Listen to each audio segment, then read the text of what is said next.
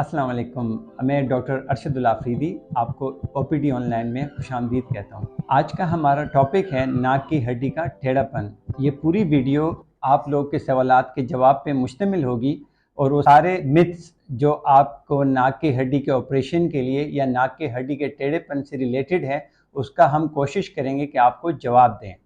सबसे पहले नाक की हड्डी के टेढ़ेपन की वजूहात क्या होती हैं। नाक के हड्डी के टेढ़ेपन की बहुत सी वजूहात हो सकती हैं, जो कि पैदाइशी तौर पे भी हो सकती है और बाद में उसको चोट लगना भी हो सकता है। अब नाक की हड्डी के टेढ़ेपन से आपको किन मसाइल का सामना करना पड़ सकता है, उनमें सबसे पहले जो आता है, आपको नाक से सांस लेने में दुश्वारी होगी, या ये भी हो सकता है कि उसकी वजह से आपको बार बार साइनोसाइटिस हो सकता है।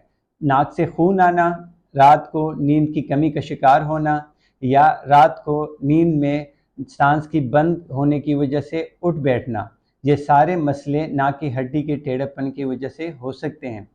एक और क्वेश्चन जो कि बार बार हमसे होता है कि अगर हम नाक की हड्डी का ऑपरेशन कराएं तो उसके नुकसानात क्या होते हैं और नाक की हड्डी का ऑपरेशन कितना कामयाब है। तो नाक की हड्डी का ऑपरेशन भी, जैसे कि मैं आप बता चुका हूं, जो नाक पे सबसे कॉमन ऑपरेशन होता है वो नाक की हड्डी के टेढ़ेपन का ही होता है। अगर नाक की हड्डी बहुत ज़्यादा टेढ़ी हो तो उसमें ज़ाहिरी तौर पे बाहर से भी आपकी नाक जो है वो टेढ़ी नज़र आ सकती है।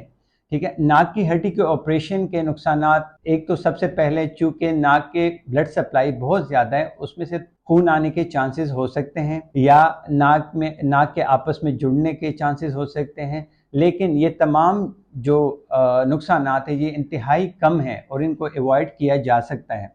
अब जो दूसरा क्वेश्चन है कि क्या नाक की हड्डी का ऑपरेशन करवाना ज़रूरी है।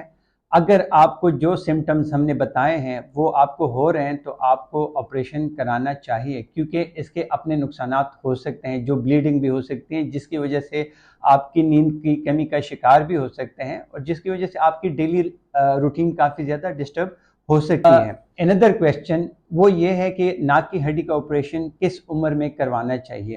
पहले ये एक मिथ थी कि आप सिर्फ जो बड़े हैं या यंग है, एडल्ट है, उसमें नाक की हड्डी का ऑपरेशन करवा सकते हैं। लेकिन चूँकि साइंस ने तरक्की कर ली है, मेडिकल फील्ड में भी काफ़ी ज़्यादा तरक्की हो चुकी है, नाक की हड्डी का ऑपरेशन आप उस वक्त भी करवा सकते हैं जब भी आपको लगे कि ये सारे जो सिम्टम्स हैं या ये सारे जो मसाइल हैं, आपका बच्चा इनका शिकार है। तो किसी भी एज में आप कर सकते हैं, क्योंकि नाक की हड्डी जो ग्रो करती है वो ग्रो करती है सिर्फ आपके जवानी तक, जो कि 20 साल की उम्र तक है। उसके बाद इसकी ग्रोथ रुक जाती है। तो बाज़ लोगों का क्वेश्चन एक ये भी है कि अगर हम हड्डी का ऑपरेशन करवा भी लें, वो नाकाम होता है, उसमें आपको ये दोबारा मसाइल जो होते हैं वो दोबारा उसका सामना करना पड़ सकता है।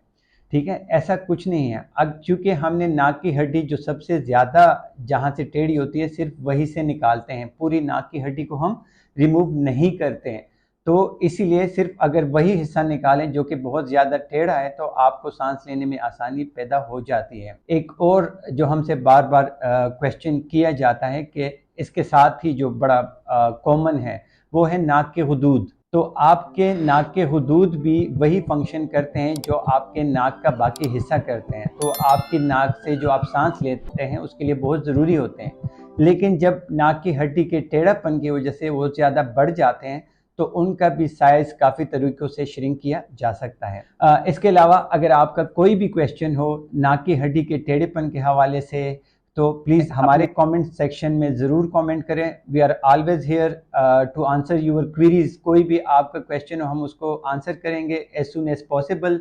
लेकिन अगेन एज अ रिमाइंडर मैं आपको बताना चाहूँगा कि do subscribe and like our video and channel. Thank you very much. Allah हाफ़िज़।